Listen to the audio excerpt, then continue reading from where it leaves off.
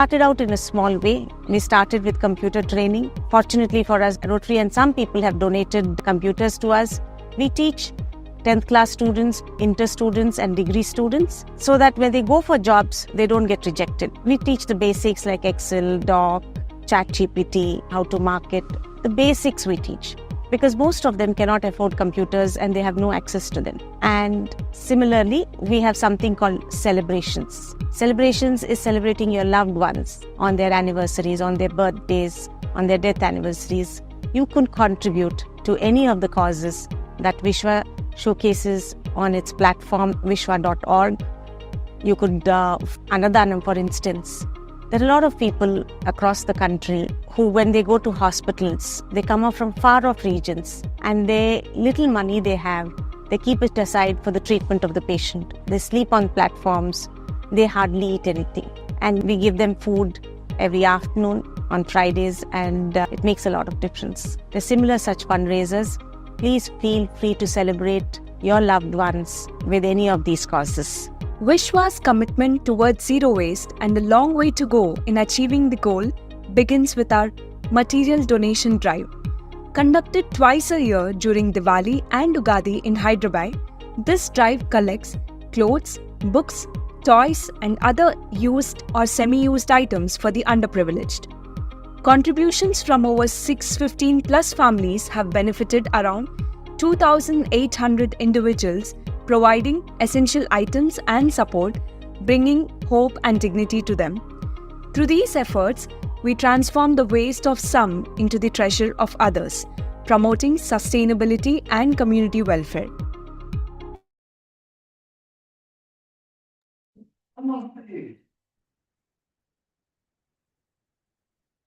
Namaskaram everyone, a very good morning and welcome to Vishwa Talks. My name is Pratyusha. Thank you all for attending today's event on Zoom and for those who are watching on YouTube live. For those who have attended a Vishwa Talk before, a warm welcome back. And for our new joiners, here is a bit about Vishwa Talks. Vishwa Talks is here to create awareness amongst people and to protect our social heritage and to let people make their own decisions. Here, we invite expertise to discuss and explore diverse opinions, different perspectives, various issues, problems, and their solutions on various fields, including art and culture, healthcare, environment, education, and many more. So far, we have completed about 210 plus talks, and each webinar is an interactive session with a deeper understanding of the topic at hand. If you miss any part of the session, or would you like to go through the previous sessions, please visit our website or Vishwa Talks YouTube channel for full library of past Vishwa Talks on interesting topics. Good morning and very warm welcome to everyone joining us today's Vishwa Talk session. Today, it's our privilege to welcome Trishant, an overtone singer and sound exploration enthusiastic, leaning towards sound healing, currently exploring healing aspects of sound for self and others. His journey started with making kalimbas, which led him to Araval,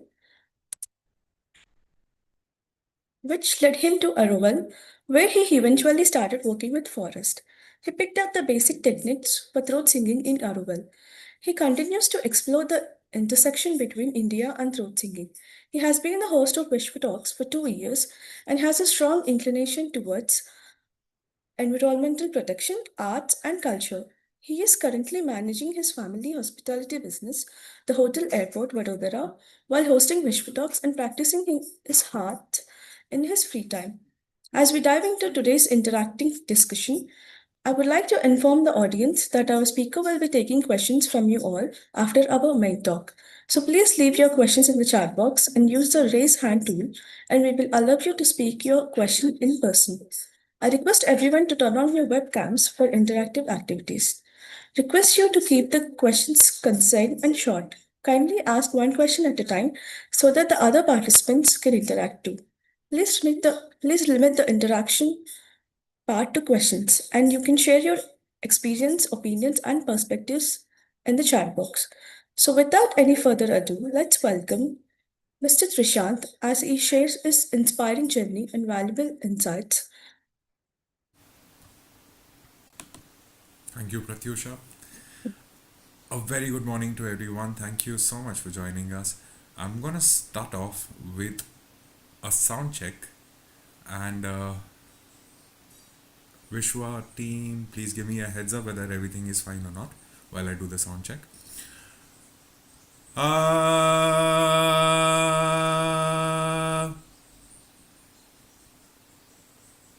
Yes, we can hear you. is it clear? Yes, it is. Okay, thank you. So, hello again. I'm Trishant. As Pratyusha said, I have been working with Vishwa for about 3 years now. 2 years I've been the host, and I am actually an overtone singer. I've been practicing overtone singing for 7 years. You'll learn more about overtone singing in this session, also about throat singing. Overtone is a subset of throat singing. So I'll request Rakesh to start off with the PPT.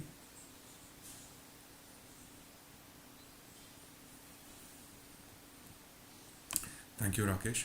Okay, so before I start the session, I'd like to take about 30 seconds to just get everybody to chant a little bit, maybe Om. Uh, I'm doing this so that my throat clears up, and also I'll be doing a different technique called Kargira, which is also somewhat like jamming with the sounds of thunder. So that goes like, I'll start the chanting now, so you can join me if you'd like. The first one is normal, so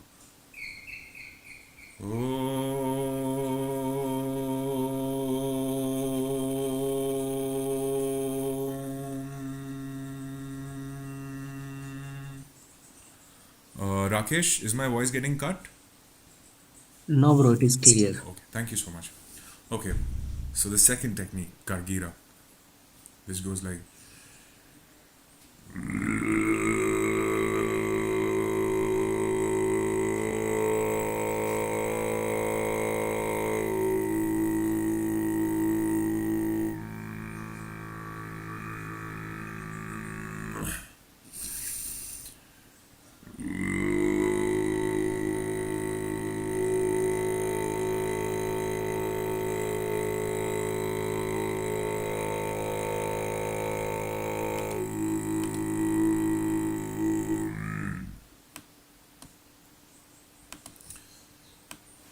Okay, as requested by Manish sir, I'm going to increase the mic volume.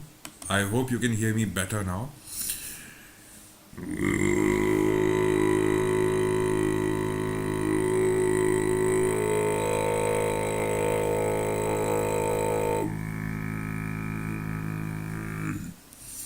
Okay, Rakesh, is there any glitches?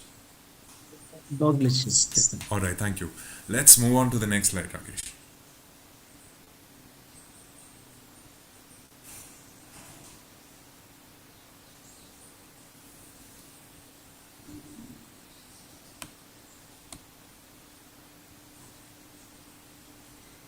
Yeah. So, throat singing. I know everybody like sort of must have a question in their mind. What is throat singing and why is it called throat singing? Because we sing from the throat anyways. But throat singing is a little transformation for a Mongolian term called Khumei, which literally means pharynx or throat.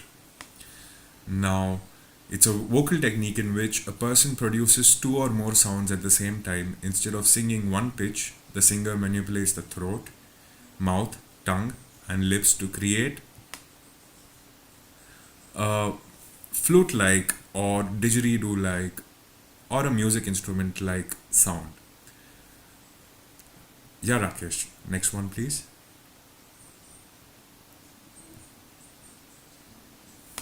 Okay. So, throat singing originated with the nomadic pastoralist cultures of Altai and Sine Mountains in Siberia and Mongolia, uh, particularly amongst Turco-Mongol tribes. So, it mentions Han Dynasty in North China. It has strong roots in traditions of Mongolia, Tuva is Russia and Siberia. Tuan is a style, Altai Kai is a style. There are multiple different styles in Mongolia. All of the different styles use different parts. I'm going to come to that later. Originally, this was used for herding cattle, and it was also used as, say, war cries. A particular style of it was used for war cries. It was used for shamanic practices. Um, it is also inspired from sounds from nature like birds, sounds of thunder, sounds of water flowing, and all sorts of different natural sounds that you hear. Recently, it's been recognized by UNESCO, and they're trying to protect it as much as they can, and they understand the importance of it because this form of art could relate to a primordial human, somebody who probably didn't play any music instruments but was just working with their own voice, exploring their own voice. So, yes, Rakesh, please go on to the next one. Okay, so different styles of throat singing. The major styles, Khumei. Khumei has many other subparts too. It's the generic name or the generic form for throat singing. It has soft, diffused sounds with a constant drone sound. So a drone in this session, I would say a drone is just one sound.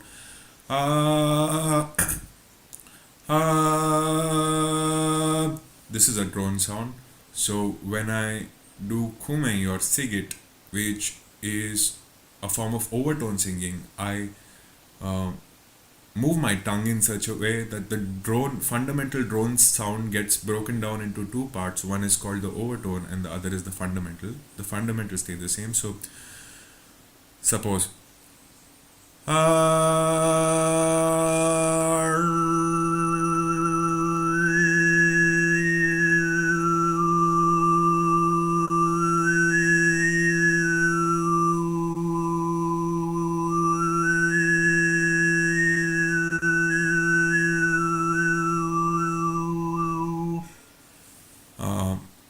okay, Rakesh, can you hear the second sound as well? Yes, we can hear. Okay, thank you so much. So I was doubtful whether the Zoom would cancel the overtones because it's some high frequencies, and I'm basically splitting the fundamental, the one voice sound that I'm producing from my throat into two parts with the help of my tongue. So different forms of throat singing, they use different parts, like say the diaphragm, the whole tract, in different ways, and you can numb certain parts, you can activate certain other parts. We use a lot of false vocal cords to do a growling like sound. That is Kargira, jamming with the thunder, as I said before. So Sigit is a subpart which is characterized by clear flute-like melody above the bass note. So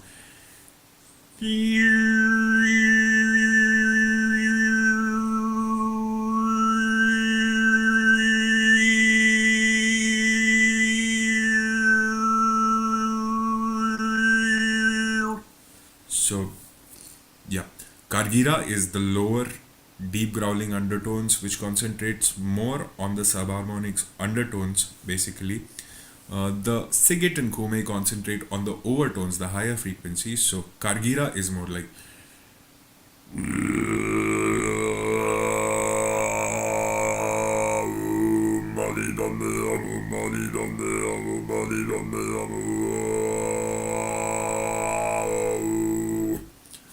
So, yeah, there are also regional and cultural forms such as Inuit Katajak. Katajak is from, say, the Arctic parts of Canada. Sardinian Canto e Tenore is from parts of Italy, and Xhosa overtone singing is from parts of South Africa. So, overtone singing or throat singing is not just from one place, not just from Mongolia. It has developed in different parts of the world at different points of time. using different body parts, using different parts of the throat, the tongue, the head voice, the sinuses. So all of them have very distinct different styles and unique sounds. Yes, Rakesh, next one, please.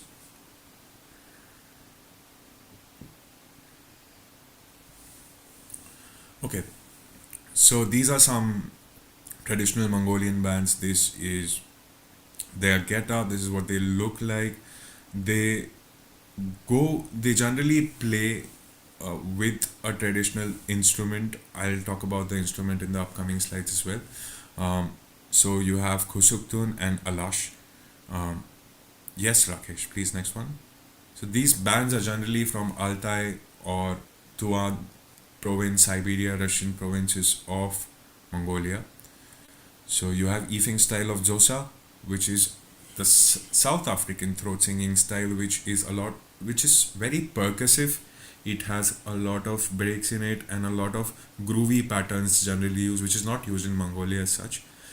Inuit Katajak is from the Arctic Canada, and it was used mainly by women when the guys used to go hunting. The women used to entertain themselves. They used to have these games where they would do overtone singing and battle out with each other in breaks and patterns. So it's sort of percussive, but whole lot of melody when it's competitive. Yeah, Rakesh, next one, please. Yes. So as I mentioned about Kargira before, Kargira though is a Mongolian throat singing form. Uh, I've come to know in the last few years that 51% of Mongolia is Tibetan. I mean, it's Buddhist. So they do a lot of Buddhist chanting too. And one of the main Buddhist chant techniques, which is practiced by the Gyuto monks of Tibet, it utilizes Kargira style a lot.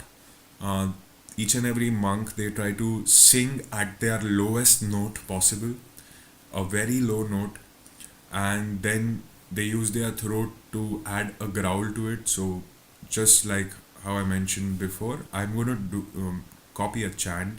So it goes like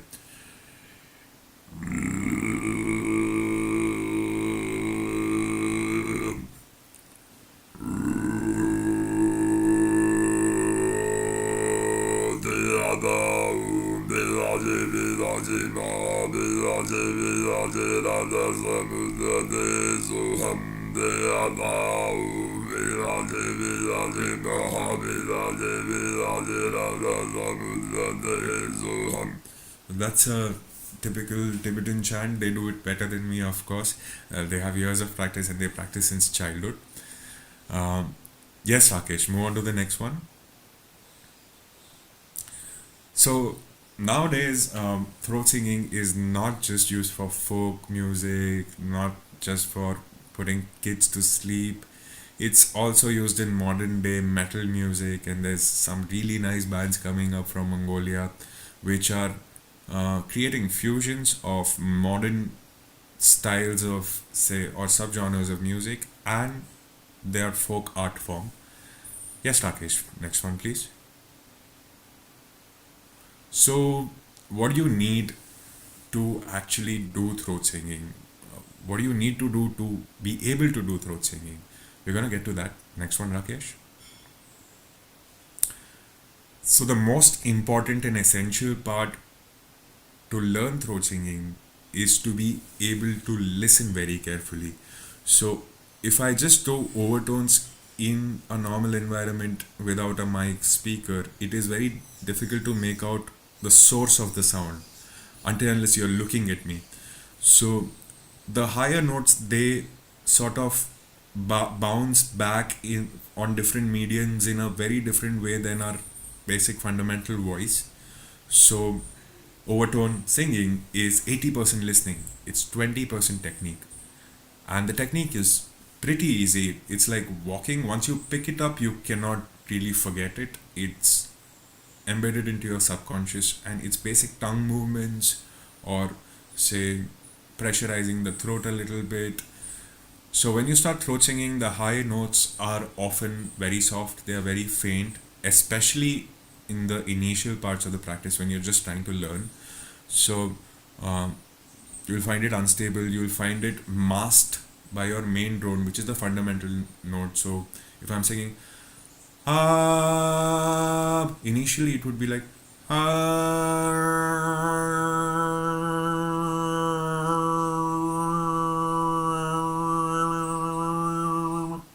so it gets masked a lot by my normal voice or normal singing, the basic fundamental note that's producing the sound. So to isolate it, I'll come to some different techniques in the PPT ahead. What you can do to practice better, this is a trick, I would say. You can practice against an air source like a table fan hitting your face from far away. If you practice these sounds in front of a table fan, so biologically your ears are behind your mouth, and when the air moves like this, you'll be able to hear your own sounds better. So you'll be able to actually listen to your overtones very, like a little bit in the start, and then you can learn to isolate it and make it even more prominent. So active listening, yes, that's very important. Rakesh, next one please. Importance of breathing techniques. You need a very controlled, slow and steady flow of air coming through for sustaining the note itself. And because you're producing two notes, it's not like you're putting more effort, it's you're putting the same effort as singing. In fact, singing takes away more energy sometimes. In this, you can do just with one note from your throat, and you can play around with the overtones just with the help of your tongue. So all you need is a very slow and steady airflow coming out of your body. So you breathe in and then you let your air get out very slowly. You can try this with me if you'd like. So what I generally do is I try to listen to my breathing tool. Your breathings also have your breathing out or your exhale also has the sounds of overtones, which takes a while to listen to, but you'll hear it. So it's more like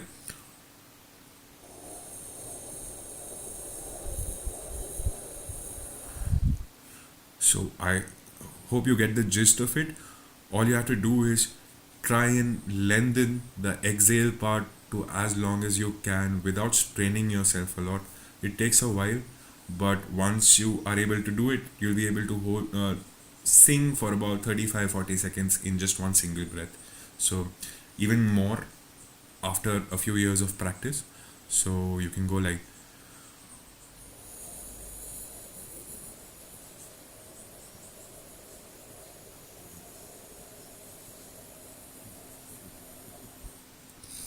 okay.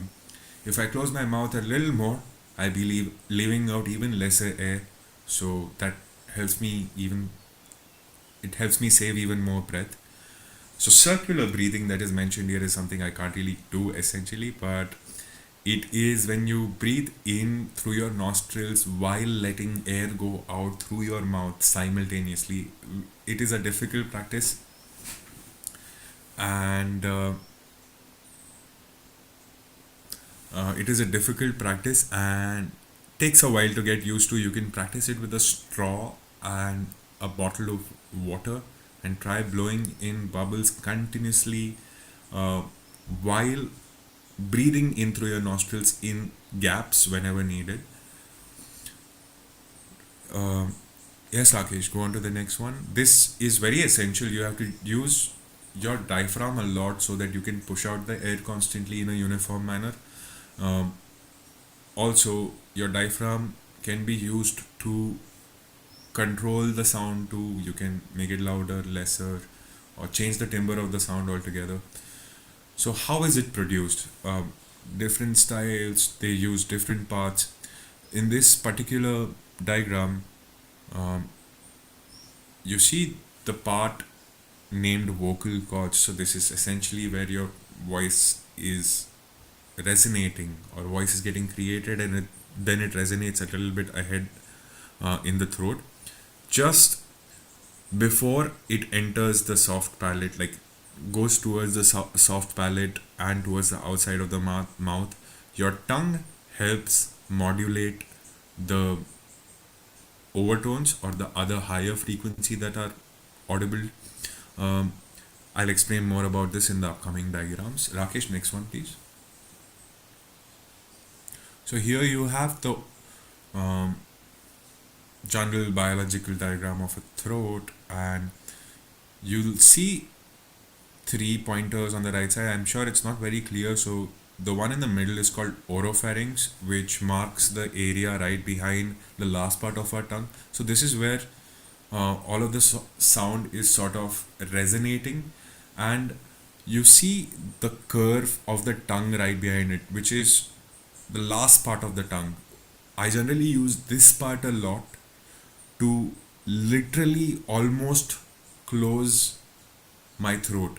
So you see this thing called soft palate, which is right above the tongue. So you can almost close your uh, throat or air output by moving the last part of your tongue upwards. So if I show you from the side view, the part is somewhere here.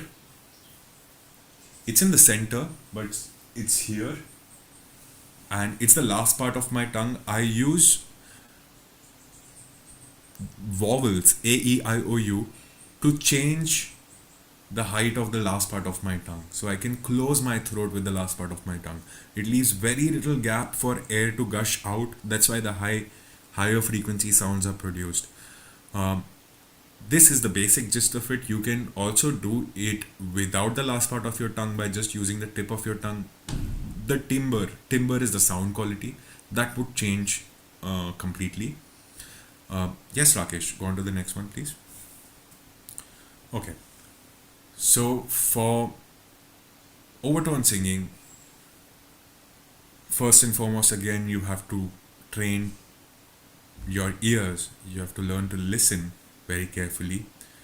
Overtones are audible in everything around us. Any sound that is being produced, if you anything, tires moving, or somebody talking or somebody singing, there's overtones, there's undertones, and there's fundamental. It's present in all of them. What we refer to generally as a fundamental sound is a composite of the overtone, the fundamental, and the undertone. So here I'll call the fundamental a drone sound. So you keep a steady drone, and generally you can pick a long steady vowel like oo, or or nug, nug, ner, ooh, ooh,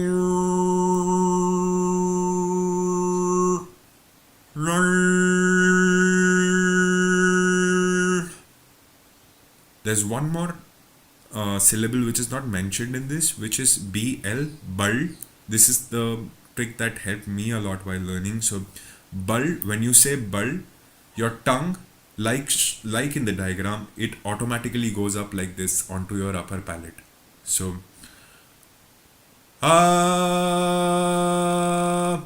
imagine this to be my tongue, and this is the tip of my tongue. This, the back part, is the last part of my tongue. So, and here goes the throat. Here is the throat. So,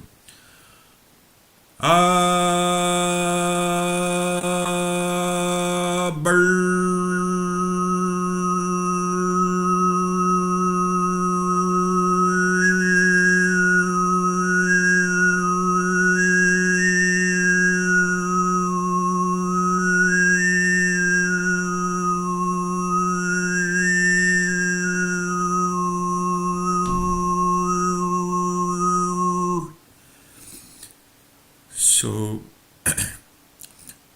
along with the BL, you can also shape your mouth, find different sweet spots with your tongue, because everybody's mouth, everybody's head is shaped differently.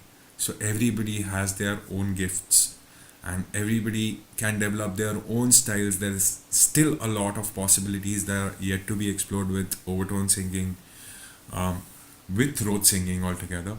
And again, it is one of the oldest art forms that I've come across in my life.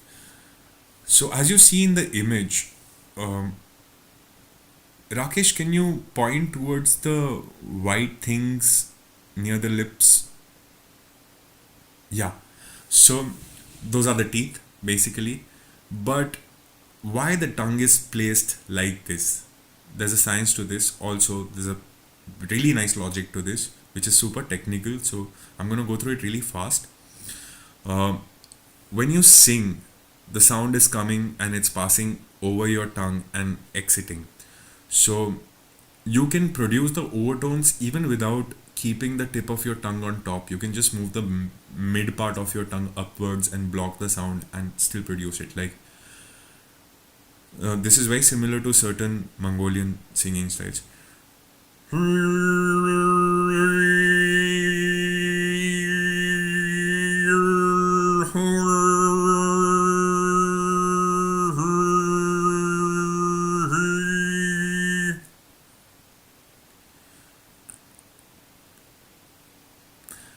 So you can have, yeah, so I'm producing overtones without actually moving my tongue up right now, which is one of the Mongolian styles.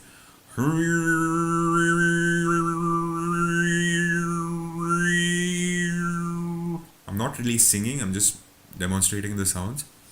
But when I move the tongue up, again, Rakesh, could you point at the white part and the void below it? Yeah, so, yeah, exactly. So, what's happening here is when you keep your tongue up like this, there's another chamber formed between your lips and the tongue's bottom. This particular chamber helps you resonate the note that you are singing from your throat. So, for every note that you are singing from your throat, the volume of this particular chamber will change slightly. The chamber will help resonate the note that you're singing. This chamber is also called a Helmholtz resonator. This resonator actually, you can just change the size of the resonator depending on the note that you're singing. So for the lower notes, there will be a slightly bigger resonator, so the tongue will move a little back. For higher notes, the tongue will move a little front ahead and you'll have a smaller resonator so that very high pitched sound can come out.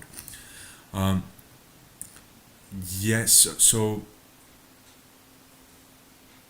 the two techniques that I've mentioned here are Sigit. One is bright whistle over drone.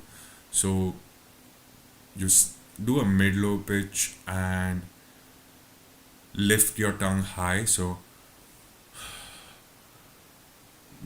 uh,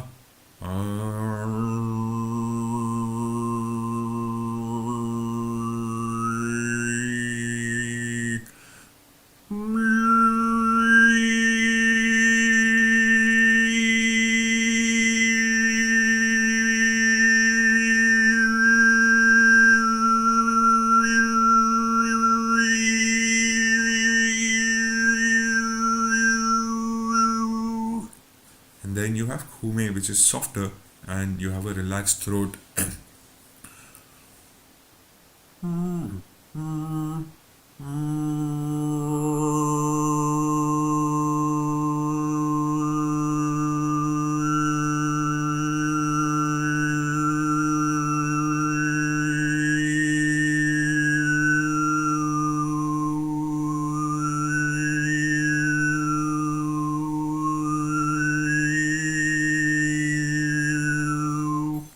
Yes. Rakesh, next one, please.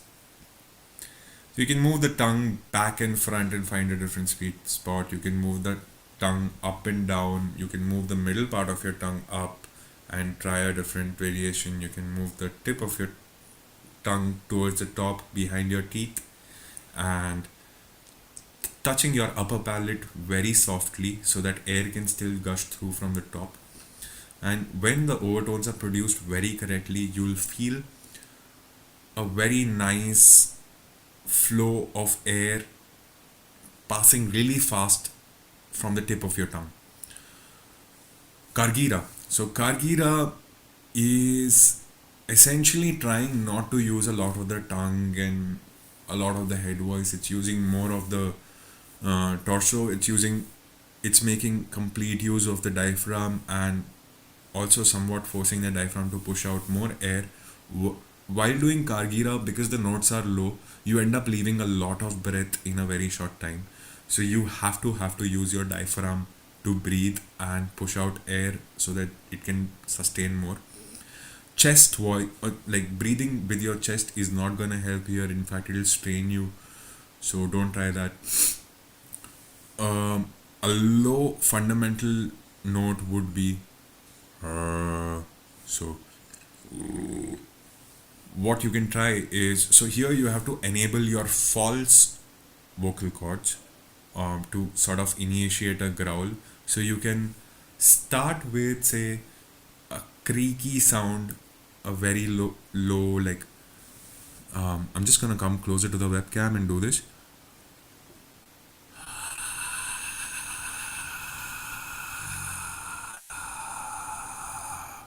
It's like wind passing through. When you leave a little bit of your window open, you hear a sound. Sometimes the sound is melodic, but sometimes it's not. It's just plain.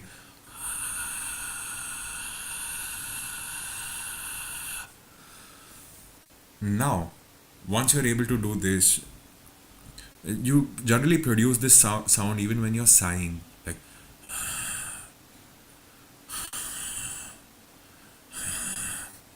okay. With this, you can put a little bit of zr, a vocal fry, a fried sound, like a little bit of frying sound, like, which basically R, ZR. So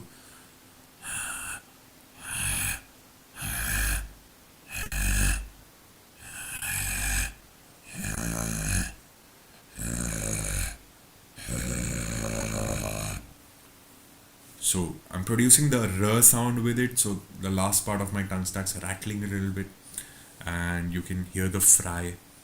That's called a vocal fry. Um, I'm not sure if Arjun Chauhan has joined in, but he does this technique really well too. And okay, chest cuff trick. So I'm sure you must be doing this almost every few months or something. Right now I'm doing it strong, like a little bit powerfully, so that I can make you listen to it, but don't strain yourself this much. Be very gentle. You'll be able to notice a low rumble when you combine the first part, the creaky sound, the creaky door sound, along with the vocal fry. You start listening to. So the bass is kicking now, kicking in.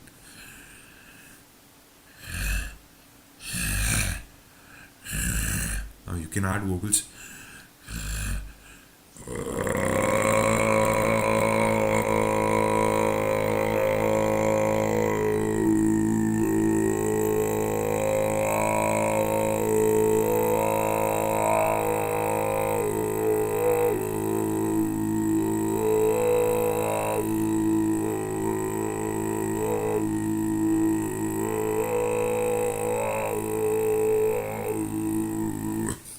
Alright, Rakesh, next one, please.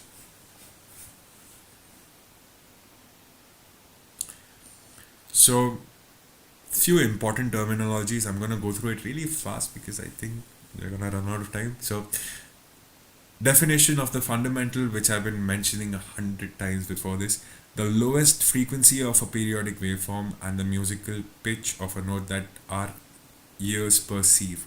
So generally, most of the like when somebody sings or two musicians are singing, um, one singer would mention that, okay, your fundamental note is F or your fundamental note is G, because that's the note you're singing. Now, that's because that's what the musician's ear is perceiving, and that's the only terminology they can give to that sound. Though the fundamental is a composite of many different sounds, it's not just one sound. A sound wave is a composite of many different smaller sound waves. So here, essentially, what we do with throat singing is we break that sound wave into two different parts so that we can concentrate on only two, and then we manipulate our vocal folds or tongue and mouth so that we can say soften one of these two sounds, or amplify one of these two sounds, or even both of them simultaneously. um, yeah think. Okay, Rakesh, some parts of my PPT are getting cut. Okay. Harmonics are waves or signals. Harmonics to. Could you go back, please?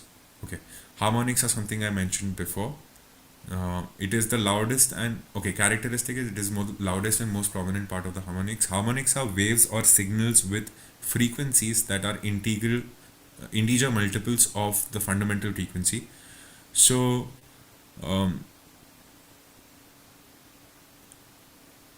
and they can refer to both musical sounds and electrical distortions. So every overtone will have a different feel, or it will sort of replicate a completely different object.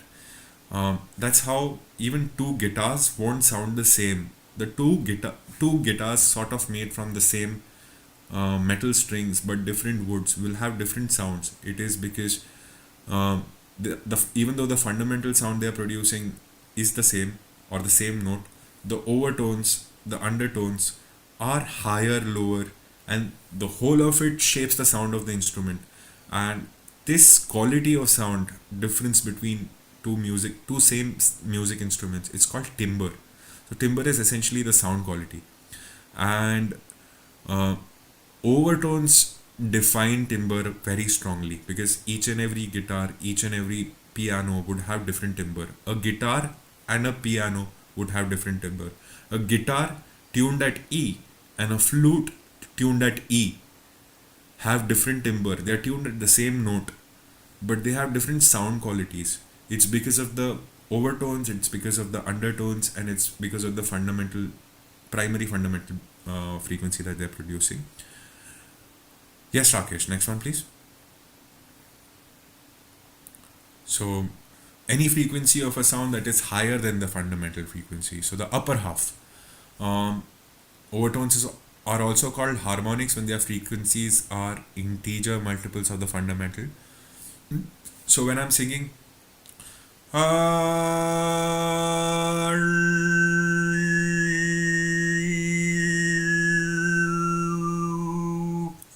producing multiple overtones of the same fundamental frequency.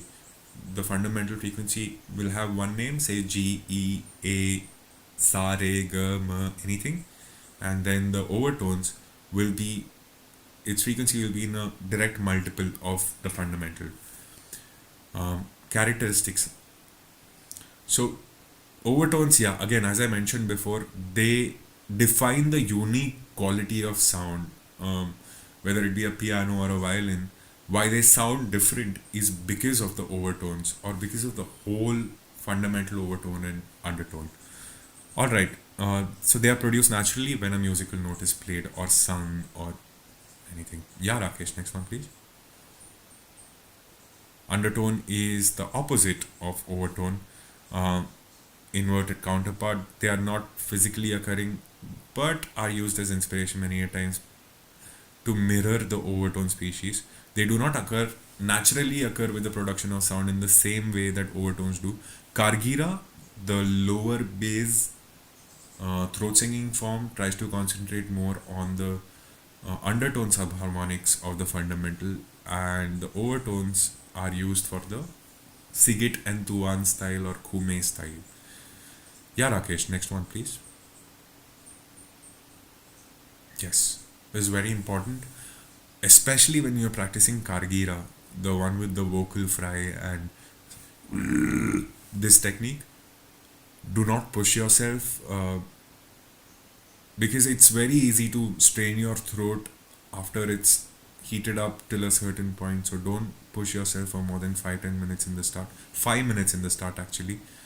And actually, not even more than a minute. First, just figure out the basic fry and the vocal fry, and also the producing a fundamental basic note from your diaphragm, using your diaphragm. Once you are able to do that, slowly you slip into a sweet spot by using different permutation combination which don't strain your throat or your chest. So if you feel there's something scratchy or painful happening, stop right there, take a break, start very softly. Don't go straight away.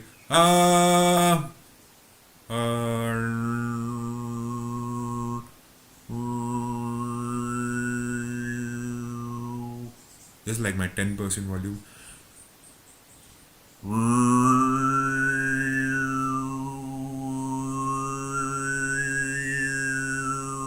Just like 50%. So you can gradually get louder as you keep practicing. Hydrate yourself with warm water, not very hot, not cold at all.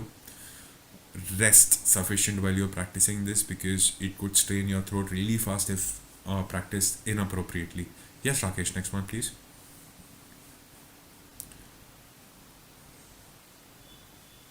So this, just before you play the video, uh, Rakesh, it's playable, right? Okay. So Wolfgang Sauce.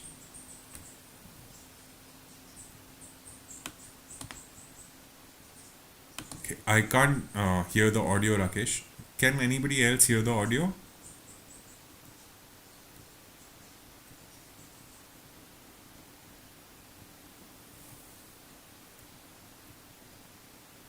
Rakesh, you can try live performance audio off and then try playing.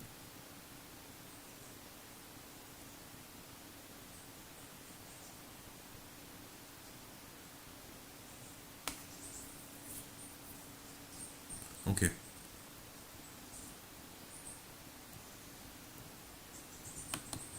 Rakesh, could you play the video again, please? Just check the audio output once.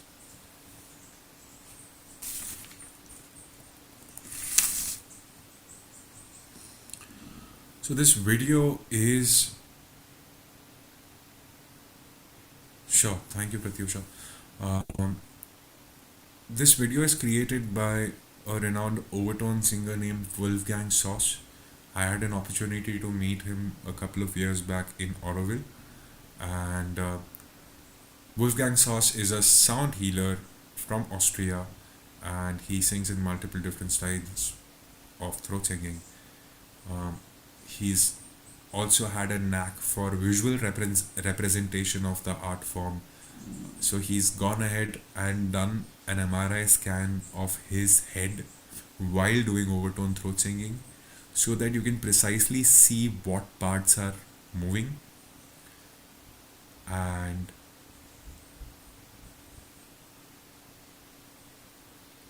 right now, what I think you can see a skull on your screen, not now. So yes, Wolfgang Sauce believes that...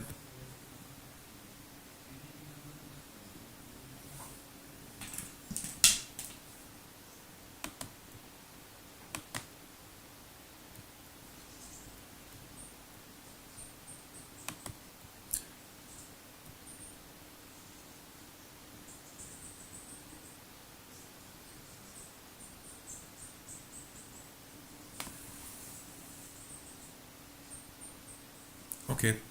Uh, Either ways, what I'm going to do is... Rakesh, is it playing? No, Prashant. Okay, fine. I'm just going to do one thing. I'm going to share the links of these videos.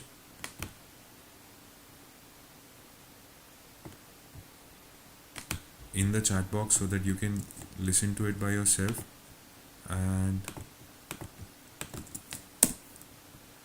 also, what I can try to do is...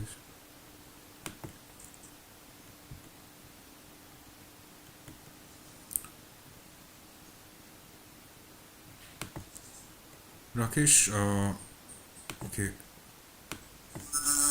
Can you hear my system? We can hear. Okay, should I try sharing my screen? Yes. Okay, just pause the presentation there and... I think the people have.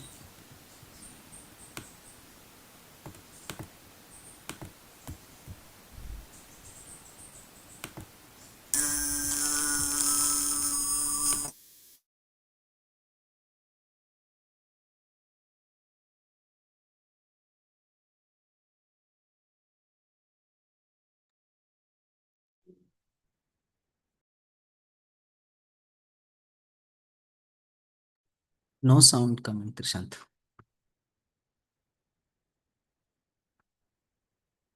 You are on the mute.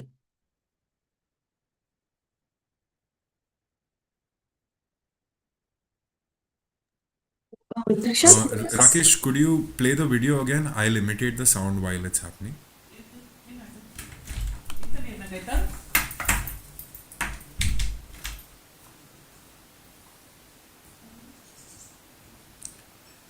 Hello, Rakesh.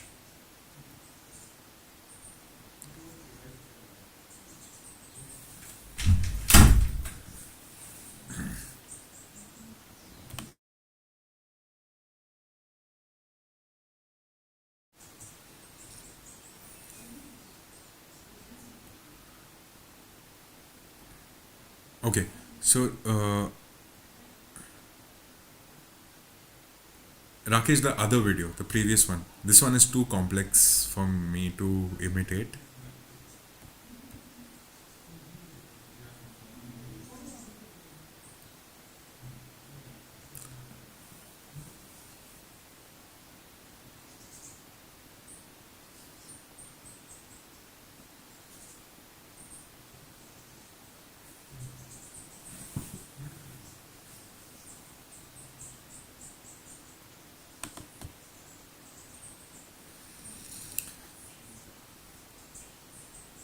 Rakesh, could you share your screen again? We'll start off with the PPT again. So,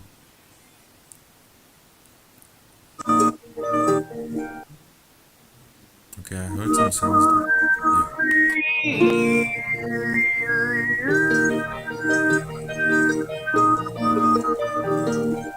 Komm lieber Mai und mache die Bäume wieder grün und lass mir an dem Bache die kleinen Veilchen blühen. Wie möchte ich doch so gerne ein Veilchen wiedersehen. Ach lieber Mai, wie gerne einmal spazieren gehen.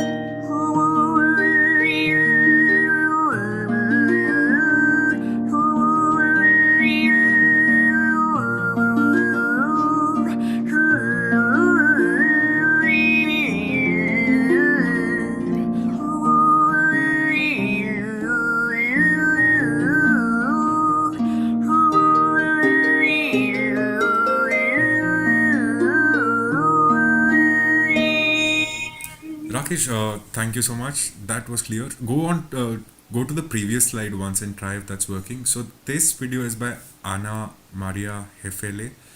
She's one of the best and I think one of the most prominent overtone singers out there. And she too has done an MRI scan of her own head and she can sing in multiple different styles, not just overtone singing. So she's shown us how the tongue essentially moves. Rakesh, share your screen, please.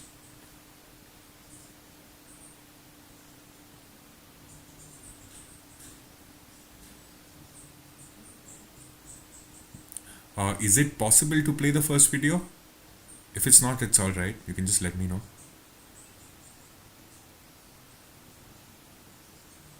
Yes, this one.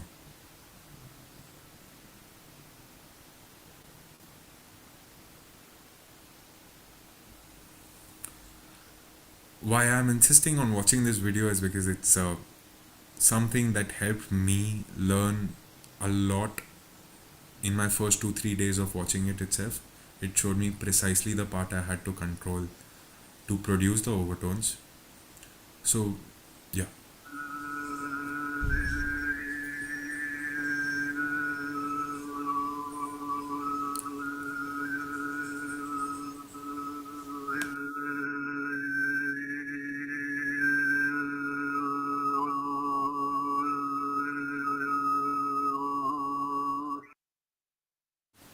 So, yeah, Rakesh. It's more like.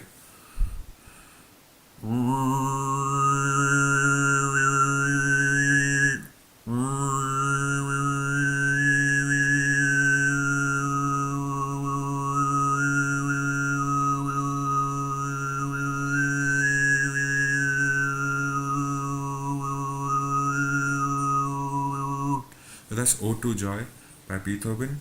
And with our video, you can see how the last part of the tongue can literally close up your throat.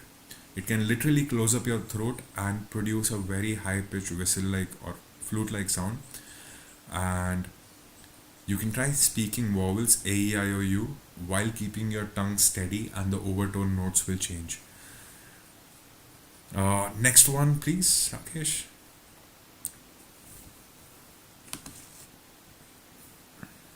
Okay, so I'm getting to the last 5 minutes of the PPT. Kume is performed by Mongolian nomads in a variety of social occasions, from grand state ceremonies to festivities and household events. Kume is also sung during herding, as I mentioned earlier, and inside the yurt to lull babies to sleep.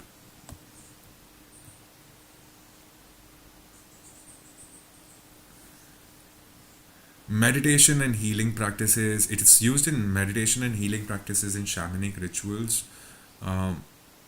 In today's date, it's being used for say a lot of electronic and trance-like music with a little bit of sampling of overtones. So also Kargira. So people do like so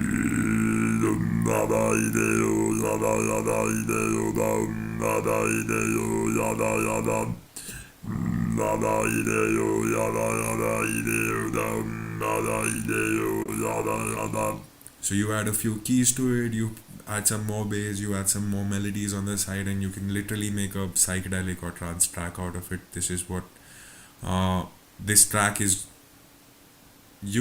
created and used by this artist named Umet Oskan, who actually makes techno music. Yeah, it is also used a lot for sound healing nowadays and different practices to say heal, also to self heal. Yes, Rakesh, next one, please. So this is a picture from Swaram. I just picked it off the net, but I used to work with Swaram a couple of years back, and that's precisely where I came across overtone singing, also throat singing, and I got to learn from Wolfgang Sauce and Mr. Hans Shirish. So I got to spend like half an hour, 45 minutes with both of them, and they gave me some tricks. And they would also use it during these sound bath sessions. Sound baths are multiple instruments, vocals, everything. People lay down and they're showered with sounds of different sorts, so that their thoughts can flow seamlessly and they start healing them. Their brain can start healing them, or their mind can start healing their body. Yes, Rakesh, next one, please. So it's used a lot nowadays.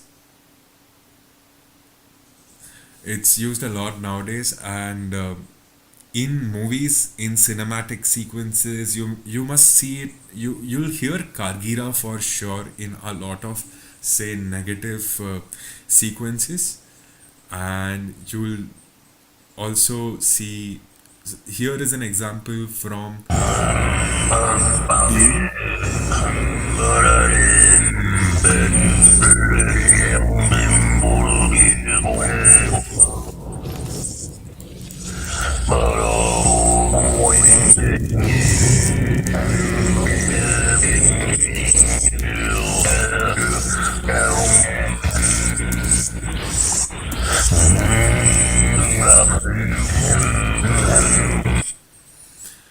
Thank you, Rakesh. So this composition, I'm not sure if you can hear it in the best quality, but I will also share it.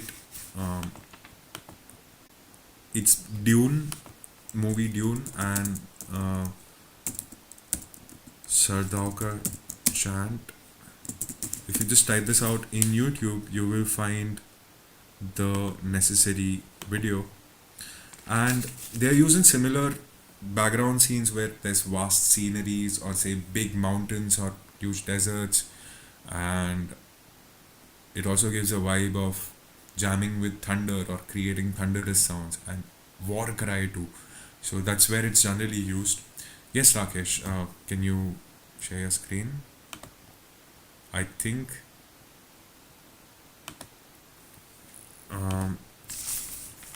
it'll be my last slide. Rakesh, can you just okay, it's okay, doesn't matter. I'll just, the last slide is basically a couple of links uh, that will help you learn how to throat sing. Also gather some more information about different forms of throat singing. So I'm posting all the links in the chat box. You can copy it in your notes or save it in your phone, however you'd like. The first link is a WikiHow article. It's got some really simple images and really nice simple images that will explain you how to do throat singing. You have the second page, which is a UNESCO web page, which explains you about Mongolian traditional art of hume, or the art of throat singing.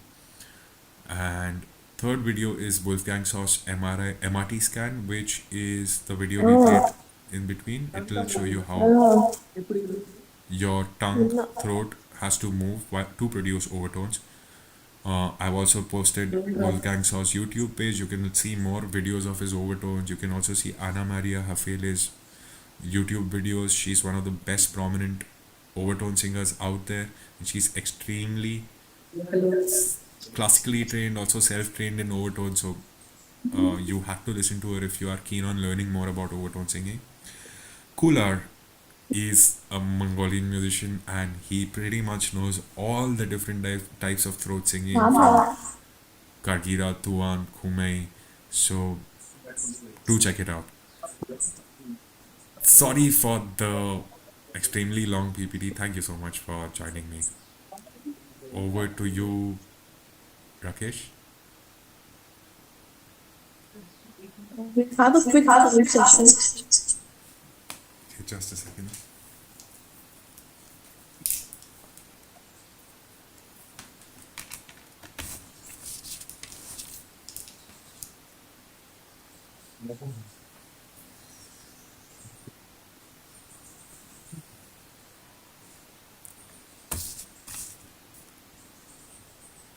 Just a moment. Let me just change my audio device.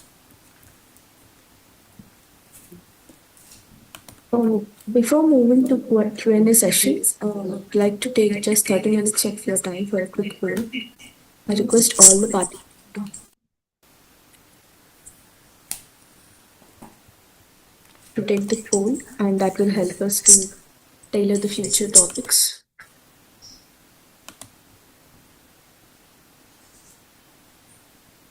I'm sorry I missed you. Pratyusha, did you say something? Yes, before moving to the Q&A, we just launched a quick poll questions. Okay, shall I continue with the questions? Yes, ma'am. Yes. Thank you, Ishan. Thank you, ma'am. Wonderful session, a glimpse into your world, and I wish my grandchildren would have participated in this. When you come to Hyderabad, they're going to do it. Sure. So, thank you to all the audience for your experience in this area, and thank you to the Vishwa Talks team for always coming up with something interesting and doing such a great job. Yeah, we'll move on to, I'll quickly discuss the upcoming talks, and then we'll move on to the question.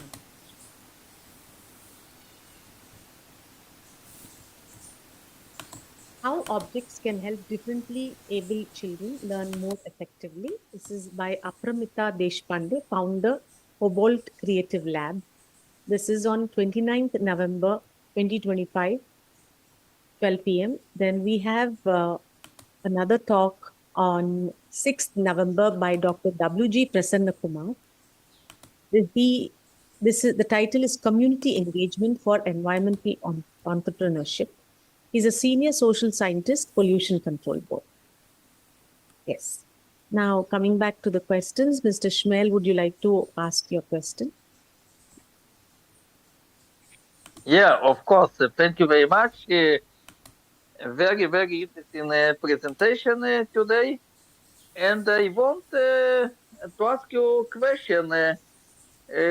How, according to your opinion, integrating AI technologies can support development throughout singing? Okay, so I'm gonna be very honest. Some of those slides over there are created using AI, but AI can't teach me to experiment with myself. Like I'll have to go all the way to do things with my throat, and AI can't help me with that. So I'll have to test my own thresholds. Okay, I'm hearing a lot of other audio. Just a moment. Katyusha, you need to keep yourself on mute. No, someone else. So, Mm, yeah. could you please repeat the question once again, sir? How Yeah, yeah. AI? How AI can support development through singing? Integration technologies of AI can support development through singing.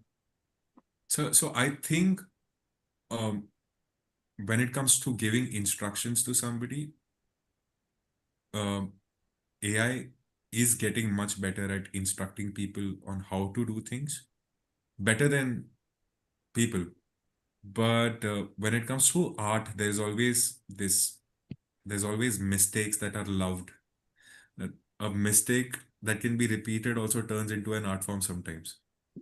So AI can't comprehend that. AI won't commit those mistakes. It removes all the beautiful mistakes too. So that is something AI won't be able to do, but I'm sure that AI will be able to teach the art form itself in a very scientific, technical format with step-by-step guide to say how to use the tongue, which part of the tongue to use with the biological name and all those things. So AI can help with that. And it can also break down maybe each and every different style as per the parts being used more accurately because it's gathering intel from us after all. So it's using all of different multiple overtone throat singer artist data and converting it for you so that you can learn from one source. And yeah, I'm pretty sure that AI right now too can produce overtone. Like, I mean, it can sing overtones, it can produce Gargira. You can just replicate these sounds that I'm creating onto a AI music making platform, and it will be able to produce these sounds. But again, the mistakes that are really nice won't be there. The human element will go off. And then it'll be just like a electronic keyboard or a piano. I hope that answers the question. Yeah, thank you very much. Thank you. Okay. There's a guest who's asked, how do you generate these different throat sounds? Is this a kind of complete subject on different throat sounds which exist? So I'm not really producing anything out of the box as such. I'm just moving my tongue up while I'm singing. That's it. That's the only thing I'm doing. It's just that with the tip of my tongue, I've found a sweet spot. So with that sweet spot, the sound that is coming out of my throat comes to that sweet spot and it splits and turns into two parts and two very distinct parts. So now, okay, could you once again repeat the question, please? I can't. How do you generate these different throat sounds is one. Okay. Is this a kind of complete subject on different throat sounds which exist? Okay. So you can. I'm not producing any different throat sounds as such. I'm singing one note. I'm singing. And I just modulate that particular sound that's coming through my throat with the help of my tongue, with the help of this whole cavity. So I keep my tongue down, this cavity is used differently. If I keep my tongue up, this whole cavity gets split into two parts, one front and one back chamber. So there's one resonator over here. You're forming another resonator by moving the last part of your tongue up, and you're creating a third resonator between your lips and your teeth. So you're creating three resonators.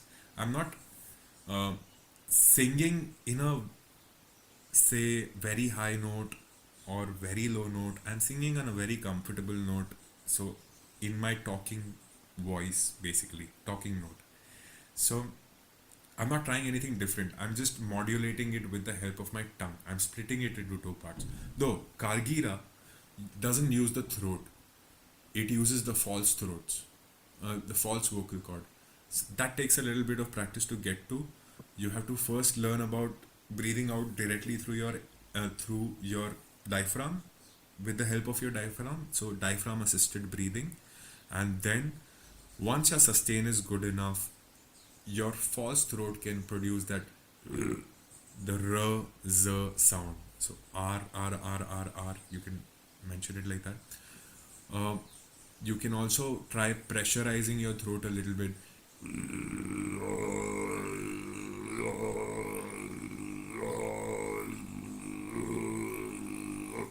So everything you do with your throat, like even from the outside, is going to affect the timbre of the sound. If you like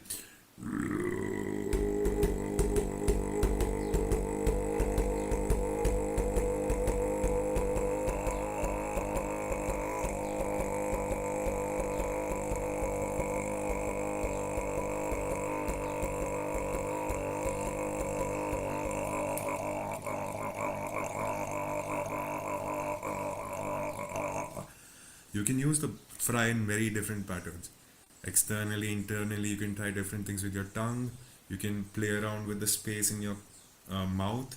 You can move your tongue front and back. You can move your tongue up and down. You can close your teeth. You can open your like mouth. You can play around with the output gap. So I leave generally 1 centimeter, um, like between my lips. So I can increase that to 2 or 3, and there's a different variation. There's a whole different timbre that comes out basically.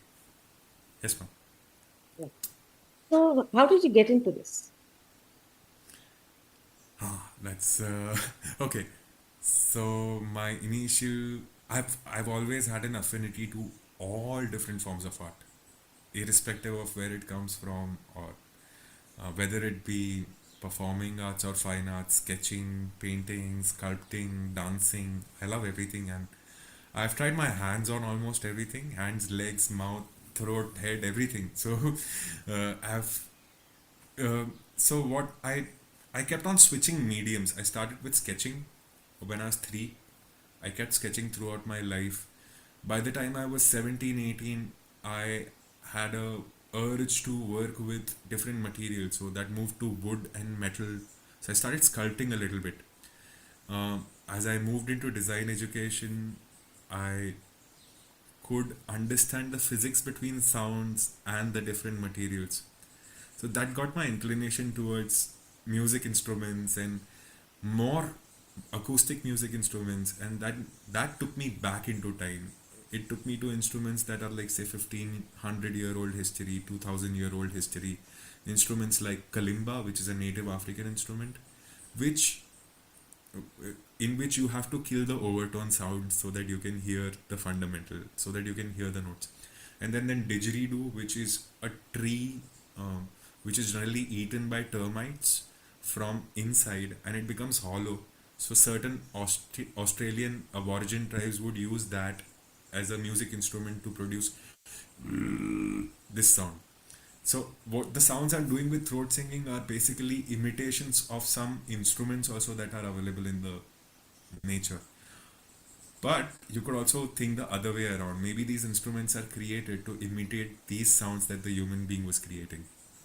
So it goes both ways. And yeah, as I kept learning more about the instruments, the final medium that I switched to was my own throat and my own diaphragm and my own head and my body.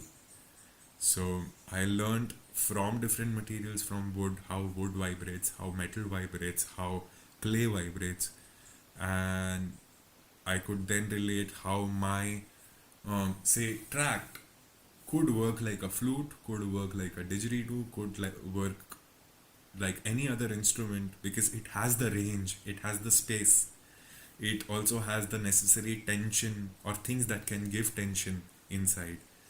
it has all the things that can produce friction too. And friction, tension, these are the things used for producing sounds in music instruments.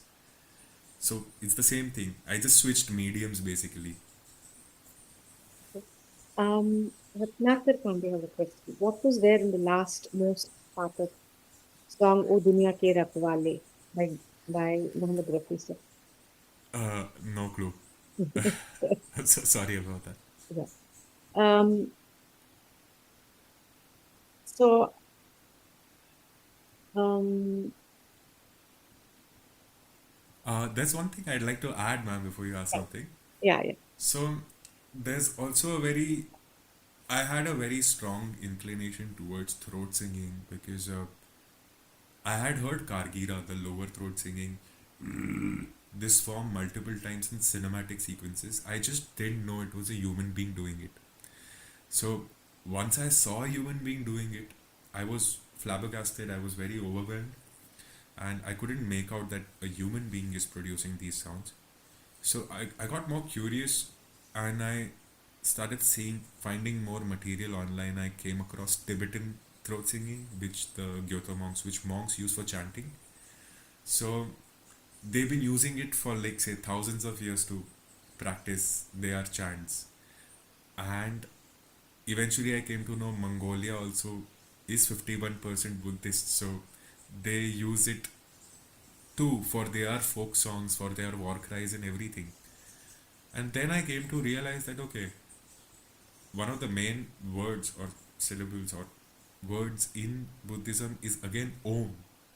So Om is very strongly connected to India as well, and that got me very curious. Okay, when I was a kid, every say Baba that would come into my house, some super renowned people also told me that when you sing Om, the O part should come from your stomach and then diaphragm, and the Ma part, the ending, is supposed to end at your head. So your head voice. So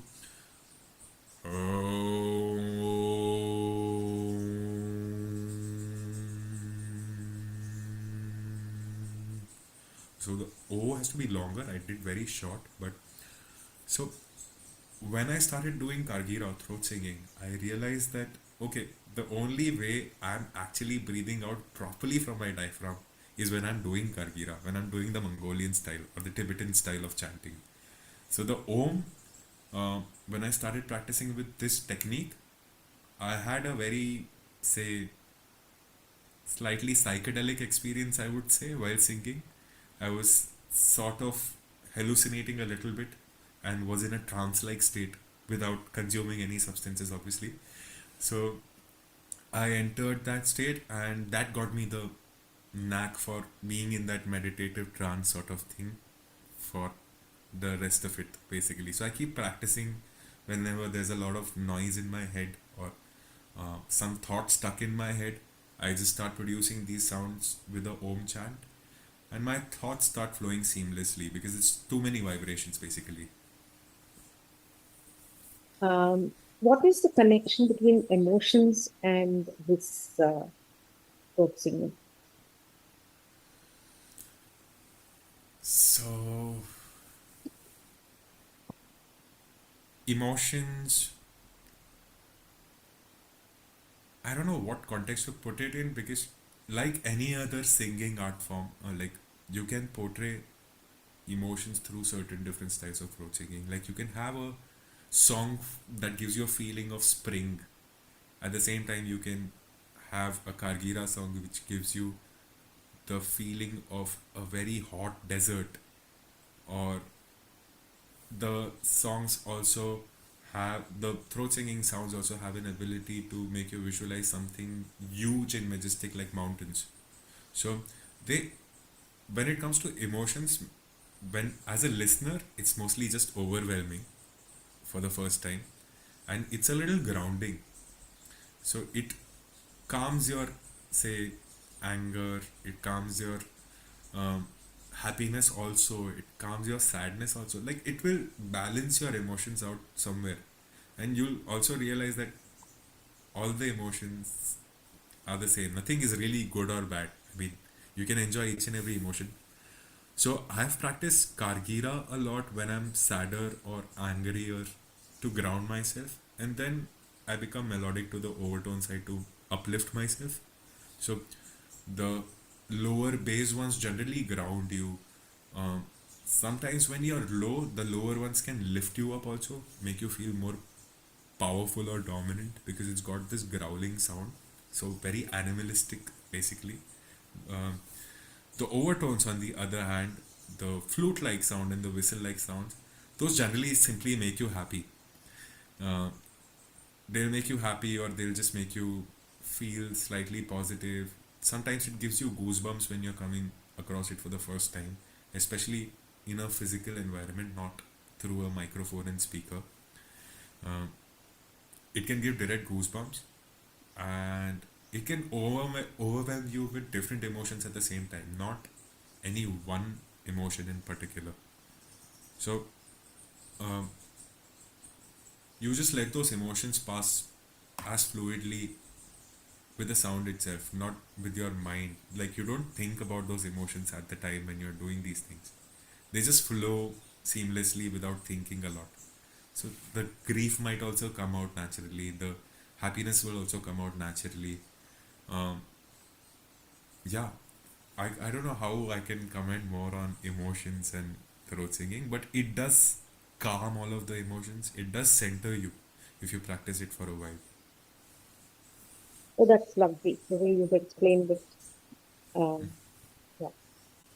I've always knew that just voicing out would calm you down or let you let the emotions come out of your body rather than getting suppressed. I knew there was a connection between healing, but the way you've explained it makes a lot of sense. So uh, these are sounds basically imitation. It's basically inspired from birds. Certain birds, they hold very strong spiritual value in shamanic traditions in Mongol, and each and every element has to do with a different emotion, a different feel. Mountains are different, deserts are different, water is different, river is different, fire is a different feeling. So all of them are also sort of um, having a different effect in terms of different styles try to imitate different elements, different animals, different sounds. So at the same, I mean, it's trying to connect you to the more natural immediate surroundings in terms of sound. Like, you're trying to imitate birds sometimes when you're jamming with them. You're trying to imitate sounds from the thunder, and suddenly you feel like you're communicating with God. So it's that sort of a thing. It is not bound by one emotion or anything like that. Um, does singing Om correctly have something to do with the chakras? I'm not 100% sure, but yes, I've heard. That's why the first image of my PPT was with the Vishuddha Chakra. So I've heard some people or some uh, saints or sadhus who have come across me, or I've come across them. They've told me that my Vishuddha Chakra is open, and because of that, I can communicate very freely. I can talk to anybody and everybody, and not have fear about communication and things like that. And they actually told me that I've probably mastered that chakra, or that got that chakra activated because of trying to do these forms of singing. So there's definitely a certain amount of strain that comes into opening the Vishuddha chakra if it's open for me. But then, yeah, once the Vishuddha chakra is open, it's not just throat singing. Like, you can, once the Vishuddha chakra is open, you can basically communicate really well. Doesn't necessarily mean that you can do throat singing. You might or might not be able to do throat singing in spite of having your Vishuddha chakra open. But yeah, Vishuddha chakra can be opened with the help of different forms of throat singing, because ultimately it helps you communicate better. Any singing form helps you communicate better. Any storytelling helps you communicate better. Storytelling, talking, singing in a nice, sustained manner, continuous manner can open your Vishuddha chakra very effectively.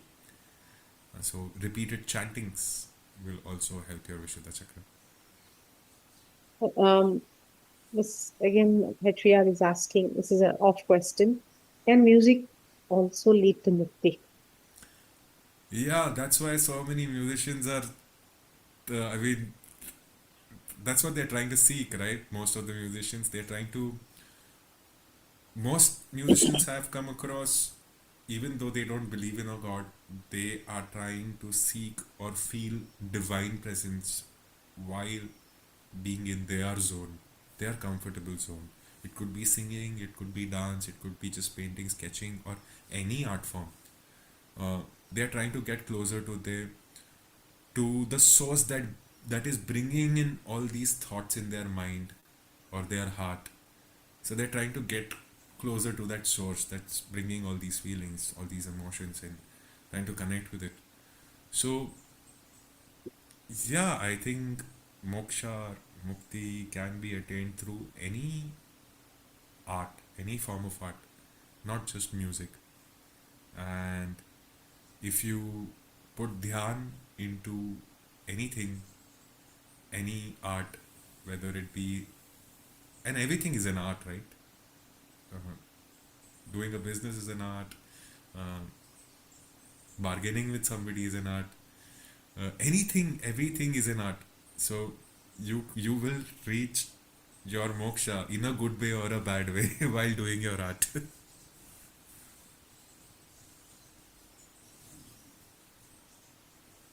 Okay. Um, there is a question. When the voice breaks on reaching adolescence, is that also related to truth singing?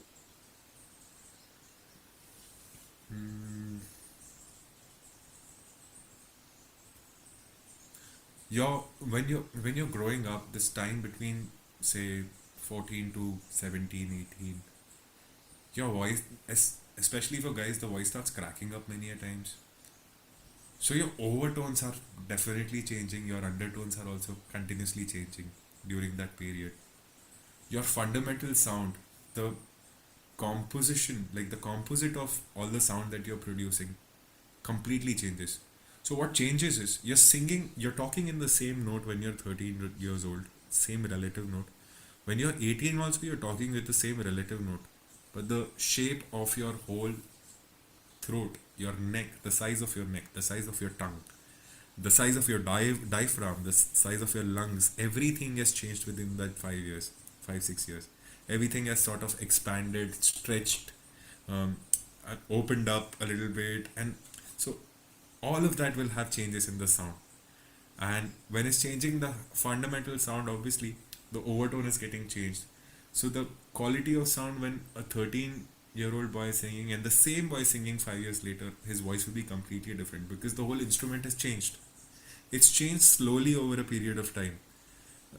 A little bit of roughness has come in, or a little bit of smoothness has come in, depending on what kind of medicines or things they've taken.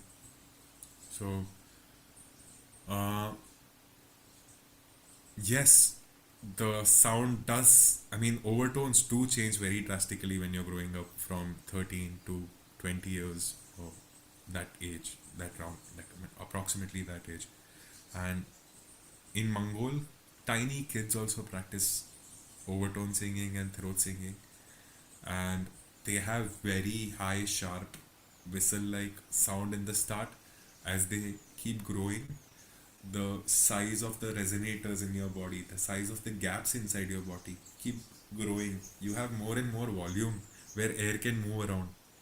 So as that volume is accessible or that space is accessible, your voice goes lower note. Your voice will become broader, lower. Very few cases due to maybe some problems or something like that. Somebody's voice can be very high pitched. If something is squeezed or got compressed or something like that. But with most guys, as they grow, the lungs are increasing the size, the chest is sort of expanding, the throat has stretched out, it's become broader. So the sounds completely change by the time they're grown up, and overtones are more prominent. More lower notes are prominent. Also, high is accessible. It's not like it's not accessible, but not in the same way when you're a kid. The high notes are very easily accessible when you're kids. Do you practice every day? Uh, yes. Now it's become a very subconscious thing actually. So it's like if I'm walking somewhere, I keep practicing this. I go sometimes to have some tea with friends in the evening. So when they're talking amongst each other, I'll keep practicing if I'm not listening to the conversation. Uh, I practice when I drive a car uh, or a moped. When I actually learned all of the overtone singing while riding a two wheeler because it's the best time to practice. The wind is against you, so you can hear your own sound better and you can hear your overtones even more prominently because the wind is forcing all of the sound into your ears. So once you can find that sweet spot where the overtones are very prominent, then you just focus on that muscle and give little tension to it and the sound will become whistle like. So the two wheelers only like 30-40 kilometers per hour, you just say and then move your tongue up and you'll hear overtones. I'm not even kidding you. Just sit in front of a table fan, sing and suddenly say bald, BL, I'll move your tongue up and you'll hear overtones. So if you put your tongue up, it's overtone. If you put your tongue down, it's undertone. Not really. Overtone. So undertones are not so easily produced when you're doing overtone singing. Overtone singing is like if you look at a graph, the upper curve is the overtone. The center is considered to be the fundamental. The bottom is the undertone. Now what we hear is the whole wave composite of these three. We Right. call that generally the fundamental. Okay. So I'm just playing with the upper curve and the center line. I'm just splitting those two. So the fundamental and the overtone. Hmm. So undertone is more Kargira, but even in Kargira, you are actually listening to the overtones only. You're just because your fundamental voice is very, very low, the overtones are also very low and slightly melodic, not very melodic in nature. In overtones, it's very melodic because I'm already singing a very melodic note from my throat. One note, but a very melodic middle or high range note. And then I move my tongue up.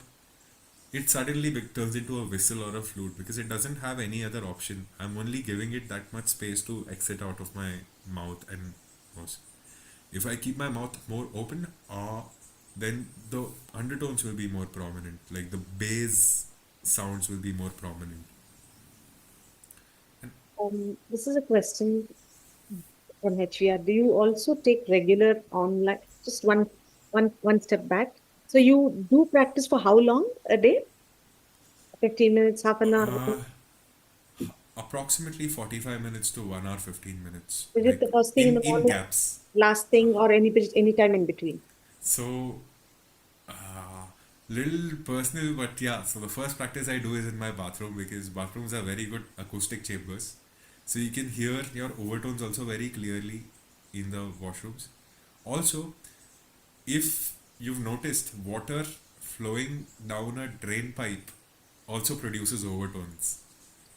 So you many a times when you're sitting in the bathroom alone and there's water one by one drop going into the drain, it, at some point if the flow is correct, you'll start hearing a whistle like or a flute like sound. Yeah. These are overtones being produced by the water flowing through the pipe. Is there you were talking something about fire, water, the five elements and the sounds. What can you explain that you understand of this? Uh,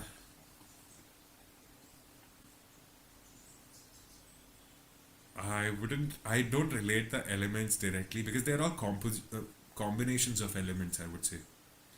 Like, even we are combination of all elements, so all sounds are also like that. They're a combination of all the elements. Yeah, Some can be very fiery if it's aggressive or sort of like you can Sound is a relate to. combination of elements. Uh, no, it could represent different elements. It could sound flowy like water. Mm. It could, like when I'm doing,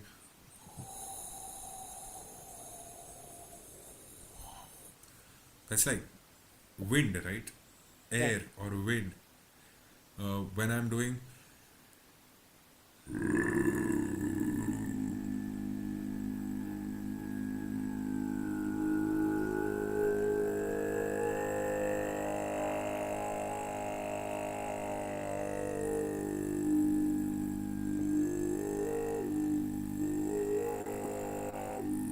so this could be like a large organ with wind, or and also somewhere it replicates. Mainly, all of the throat singing forms will represent wind because it's wind that's producing the sound, air that's producing the sound. So they are all directly connected to the wind element. Now, the texture you give to it can replicate water, like overtones replicate watery sounds also many a times. Some whistle sounds are also very close to water sometimes. Like, I can't precisely imitate water, but a flowy composition would give feel of a water. So how you use the sound and compose a set could relate to an element, not the sound directly.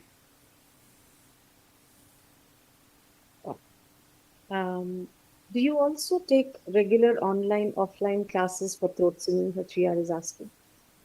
Mm, so I love to not do anything online actually.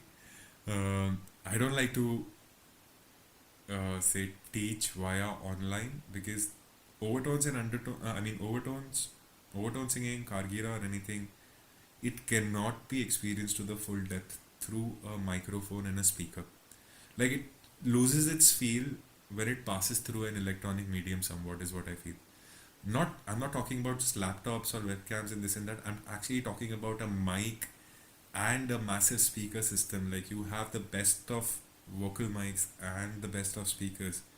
You still won't get the same feel uh, if I'm doing it without any equipment or anybody is doing it without any equipment. Um, there's something we've not figured out about these frequencies and how they are captured and how they are emitted back. Um, there are some 3D mics and all that can replicate the texture of the sound, and that is very successful in, say, imitating or creating these sounds. But there's a lot of loss when it's passing through electronic medium, so I don't prefer teaching it But do you online. teach offline? Yes, offline, I've done some workshops. I've taught a couple of my friends too, so now it's not just me practicing overtones in Gujarat. There are four other people too along with me, and we are basically learning from each other now. And because we don't really have mentors as such to learn from in India. Uh, Nobody really looks into these things. Is So I'm there trying to create awareness about it for sure. is there a connection between throat singing and classical music? Yes, for sure. Uh, so a lot of the classical music would stress on eliminating overtones in certain parts so that it sounds more appealing or more composed. A lot of the overtone singing would try to imitate classical composition so that there's a structure in the singing format. Mhm. Like now, when I learned about overtone singing, I couldn't right away produce it. I needed a reference to start off from. So Wolfgang Sauce, he gave me one note. You just practice one note. Sing on this one note. Whenever you forget this note, start your phone and listen to this one note again. So I was like, he was like, every time you sing, this should be the one note that's coming out. It shouldn't change automatically. So you have to. So I Practice. was trying that one drone sound, and then suddenly, when he gave me a trick to modulate it, it changed instantly. So um, again, could you please repeat the question once again? I'll try to What elaborate is it. the connection between throat singing and classical music? Is Yeah, this preliminary to the classical music, or it is definitely, I would say, preliminary, because this is something a caveman would have been practicing in a cave when he didn't have any other music instruments, or maybe he was not trying to absorb music instruments. He was trying to understand himself or herself. So they're trying to explore their own sounds. They're trying to understand their own voice. And when you're in a cave or in a, say, covered environment, you can hear these overtones and everything more prominently as the wind gushes through. So I'm sure that they must have figured it out.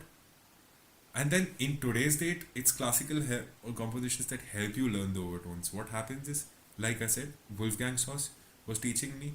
He gave me this one note, practice this. Uh, that one note helped me sing Ode to Joy by Beethoven in overtones. I'm singing just one note, but I can change 7 overtones in that one note. So with that 7 notes or 7 overtone notes, I'm making one composition, which is Ode to Joy by Beethoven. So that was the first, like, when we are kids, we learn Twinkle Twinkle Little Star. This was like Twinkle Twinkle Little Star of overtone throat singing for me, Ode to Joy, the fundamental note he gave. So you have to start off somewhere, and classical helps you get on that path sometimes. Uh, I also fall out a lot from classical music. I'm not heavily trained in classical music. I understand physical materials more.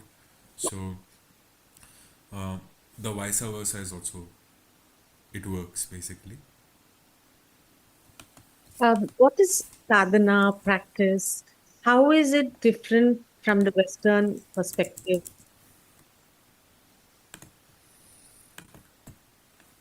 Uh, a very classical singer related question. So what I practice is, for us it's Mongolian already, like, but it's used in Africa also. It's used in Italy also. It's used in India also somewhere. In, I'm sure overtones will be used in certain folk or tribal music and stuff like that. It's just that we didn't concentrate much on it, or we've lost the data about it in our history. So there's the two possibilities, I think.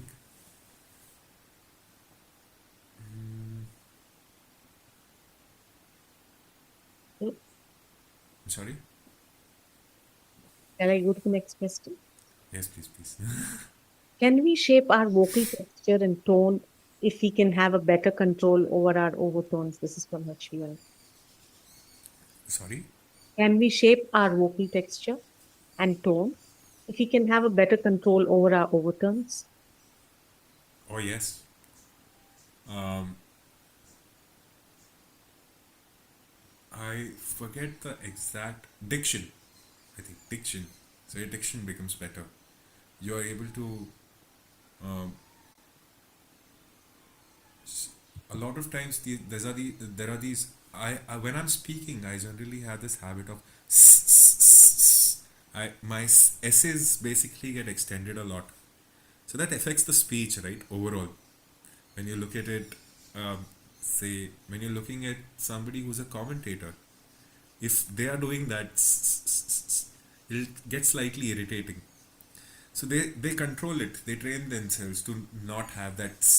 Similarly, singers many a times, subconsciously or unconsciously also, many times consciously, they control their overtones to a certain level. They try to cancel it out or shape it in a certain way that their whole fundamental sounds really good, and it doesn't sound very sharp somewhere. uh, like if it's very sharp, then they'll try to kill the overtones, because those are higher notes, right? They are very sharp, so they try to suppress those, and then their fundamental is more bassier, softer. So yeah, you can definitely modulate how you're singing. um, I'm not I'm not a very good singer. I can't change notes in singing like I can change notes in overtones. I can change, but there's a break. So overtone is sort of helping me learn all of that in a different way. But yeah, any musician who's practiced for a long time, once they pick up overtones as a practice, or any singer who's been practicing for a long time, once they are able to listen to their own overtones, even when they are singing in their traditional classical format, they'll notice each and every overtone here and there. They'll notice overtones in each and every guitar. Uh, Anybody's playing a guitar in front of them, they'll notice the overtones, and they'll compose accordingly. They'll cut off some extra sounds. Um, I think all the questions are done.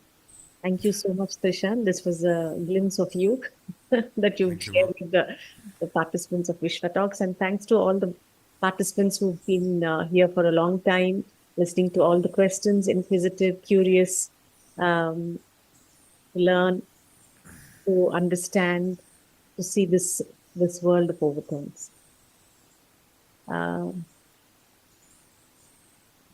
Just one thing. Is there any YouTube link or something that people can listen to while so that they can practice at home?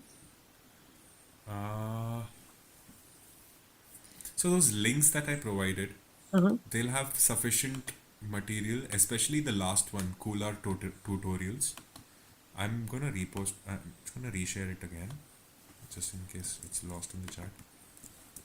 So the While you last one is especially important for, say, picking up references, because this guy knows a lot of different styles, and he will tell very simple nuances that will help you pick up that particular style. And then he does his own exercise, which you can sort of imitate and learn. It's hard, but I think it's always better when I think I picked it up just because I got to see somebody physically in front of me. Even though I met that person only for like 45 minutes or something, the effect it had on me changed my perception about sound itself. And that got me more deeper into it. Okay, I have to figure this out. How did he produce this? How did he produce this? So as I went into it, it got easier. It's like I learned how to walk. Then I could not forget it. Then that is like it's doing its own thing all the time. my friends keep kidding about my voice, saying that when they hear me on phone calls, it sounds like a girl is speaking. Is there any technique or method to improve or change my voice?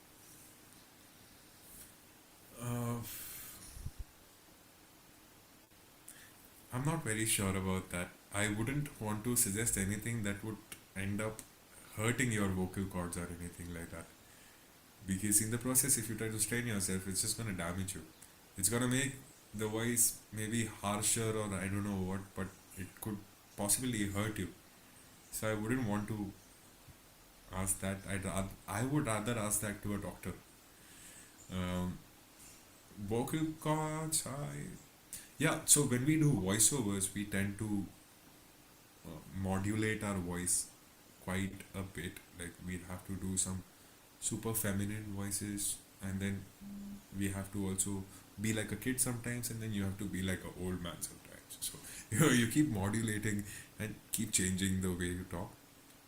And when you start speaking with this part of the throat, you automatically have a lot of bass added in. If I just stop using that part of the throat, my voice becomes mellow again, and I'm using my head voice a lot again. So it's you're just switching between this voice, and this voice. The best is this voice. It'll have the lowest bass, and then as you go higher, the higher notes increase. Thank you so much. Yeah. Concentrate on this. For whoever asked that question, consciously, like strain for 2 minutes on this part. Like pressurize it a little bit when you're speaking, but don't do it for more than 2 minutes a day. From 2 minutes, move to 3 minutes. From 3 minutes, move to 4 minutes. It'll turn into a muscle memory. Once it's turned into a muscle memory, it would be like your second voice. Like You you can want us switch to anytime. you want us to concentrate while talking on this part. Yeah, you can, and not on your head. Don't concentrate on this because then the voice goes high. We'll do that. I've always wanted to practice Sangeetam and I never had the time. But now you've given me an opportunity to practice at any time of the day, just because I feel, music lets your emotions, regulates your emotions, calms you down. So thank you so much, Trishant, Thank you, ma'am. personally, and also on behalf of everybody. Thank you so much. Wonderful talk. Great glimpse into your world and into the world of throat singing. Thanks to all the participants once again. Thanks to the Vishwa team. Thank you. Wonderful talk.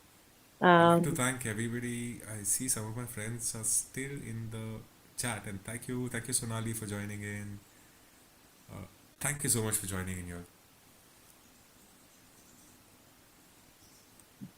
with this, we can close the session. Hello, Pratyusha. Breakout room link, please. Thank you. Thanks to everybody who's joined in. I hope to see you next week.